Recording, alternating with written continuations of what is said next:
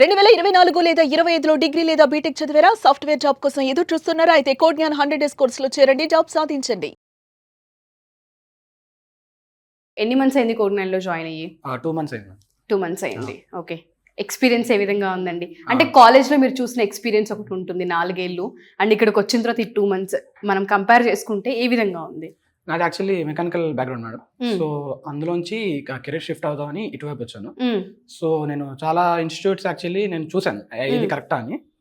So నేను ఎట్లా ఏ parameter consider చేశానంటే, నా కంప్యూటర్ సైన్స్ ఫ్రెండ్స్ ఉన్నారు కొంతమంది, వాళ్ళు కూడా ఇక్కడికి అప్ స్కిల్లింగ్ వచ్చారు. ఓకే. సో కంప్యూటర్ సైన్స్ వాళ్ళకి ఆల్రెడీ తెలిసి ఉంటుంది, వాళ్ళకి ఐడియా ఉంటుంది కాబట్టి సో ఐ థాట్ అది వర్క్ అవుతుందని నేను ఇక్కడికి వచ్చాను. సో ఇక్కడికి వచ్చిన తర్వాత నాకు Python full stack course join అయినా. సో జాయిన్ అయిన తర్వాత ఎక్స్పీరియన్స్ అంతా చాలా బాగుంది.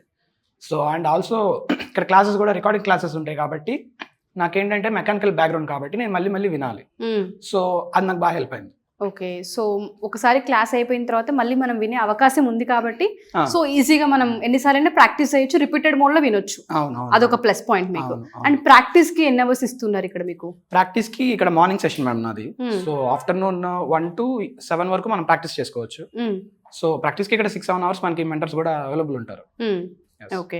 సో అండ్ ఈ ప్రాసెస్ లో ఈ 2 months లో మీరు ఇక్కడ బాగా అబ్జర్వ్ చేసింది ఏంటండి? మీకు ఏం బాగా నచ్చింది అసలు? ఫ్రెండ్లీ మెంటర్షిప్ ఫస్ట్ ప్రైమరీలీ చెప్పాలి అంటే, ఎందుకంటే కాలేజెస్లో ఏంటి అంటే మనకంత మనకి ప్రొఫెసర్స్ అందరూ హై లెవెల్లో ఉంటారు కాబట్టి మనం అంత అప్రోచ్ అవ్వలేము. ఇక్కడ ఏంటి అంటే మన లెవెల్లో మనకి మెంటర్స్ అవైలబుల్ ఉంటారు అండ్ మనం ఎన్ని డౌట్స్ అయినా వాళ్ళు ఫ్రెండ్లీగా మనకి చెప్తారు. సో మనకి అది హెల్ప్ అవుతుంది మేడం. ఓకే. ఎన్ని డ్రైవ్స్ ని అటెంప్ట్ చేశారండి మీరు?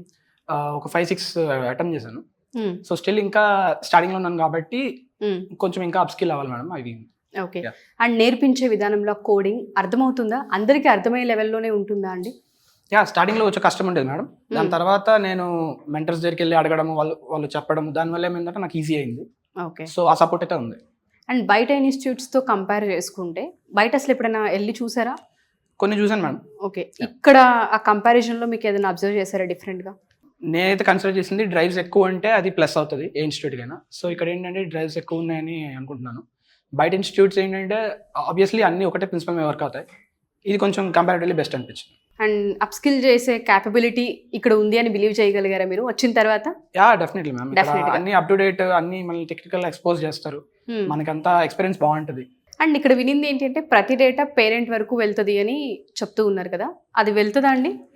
అండ్ స్టూడెంట్ అసలు క్లాస్ కి అటెండ్ అయ్యాడా లేదా, ఎన్ని డ్రైవ్స్ వీళ్ళు అటెంప్ట్ చేశారు, కోడ్ నేను ఎన్ని డ్రైవ్స్ ఇచ్చిందన్న ఆ మానిటర్ ఏదైతే ఉంటుందో అదంతా పేరెంట్స్ రీచ్ అవుతుందా? ఎవ్రీ వీక్ రిపోర్ట్ ఉంటుంది మేడం. రిపోర్ట్ ఉంటుంది. లైక్ స్కూల్ అని చెప్పొచ్చా మళ్ళీ? యాక్చువల్లీ అది రైట్ థింగ్ మేడం, ఎందుకంటే కొంచెం ట్రాక్ లో ఉంటాం ఎవ్రీ టైం. సో రిపోర్ట్ అనేది మ్యాండేట్ బెస్ట్ అని. పేరెంట్స్ కి మీరు ఇచ్చే సజెషన్ ఏంటి అండి? రైట్ ఇన్స్టిట్యూట్ లో జాయిన్ చేయాలి అనుకున్నా, లేదు అప్ స్కిల్ అవ్వాలి మా పిల్లలని చూస్తూ ఉన్నా, వాళ్ళకి మీరు ఇచ్చే సజెషన్ ఏంటి? యాక్చువల్లీ ఏది అఫోర్డబుల్ అది ఫస్ట్ చూసుకోవాలి మేడం. అండ్ ఆల్సో మిగతా ఇన్స్టిట్యూట్స్ కంపేర్ చేసుకుంటే ఇది అఫోర్డబుల్ మ్యామ్. సో ఫస్ట్లీ అది ఓకే. అండ్ దెన్ ఫీజు కూడా మనం పే చేసుకోగలిగే అంతలానే ఉంటుంది. మ్యామ్. ఓకే.